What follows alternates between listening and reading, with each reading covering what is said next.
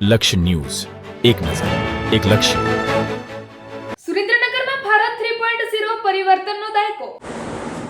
વડાપ્રધાન શ્રી નરેન્દ્રભાઈ મોદીના નેતૃત્વમાં રાષ્ટ્રીય નિર્માણ અને સુશાસન સફળ 12 વર્ષ પૂર્ણ થવાના અવસરે સુરેન્દ્રનગર ખાતે સંકલ્પથી સિદ્ધ નૂતન ભારતની સફર 2014થી 2026 આધારિત એક વિશેષ પ્રદર્શનનું આયોજન કરવામાં આવ્યું હતું.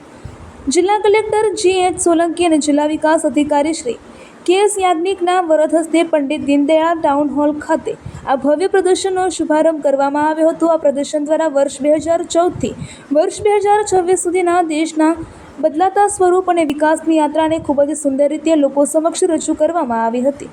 જિલ્લા કલેક્ટર સહિતના મહાનુભાવોએ પ્રદર્શનને રસપૂર્વક નિહાળી તેના વિદેશી માહિતી મેળવી હતી.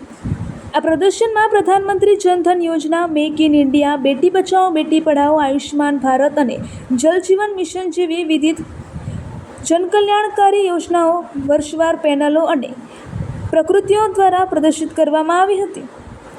આ ઉપરાંત સંરક્ષણ ક્ષેત્રે આત્મનિર્ભરતા, સેમિકન્ડક્ટર પ્રોજેક્ટ્સ અને UPI જેવી ડિજિટલ ક્રાંતિની ઝાંખી પણ નિહાળવા મળશે.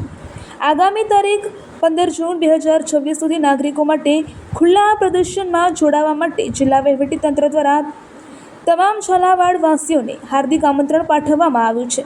આ કાર્યક્રમમાં મેયર રાકેશ રાઠોડ અને મ્યુનિસિપલ કમિશનર J.K. જાદવ સહિતના મહાનુભાવો વિશેષ ઉપસ્થિત રહ્યા હતા. રિપોર્ટર દેવમ ત્રિવેદી, સુરેન્દ્રનગર.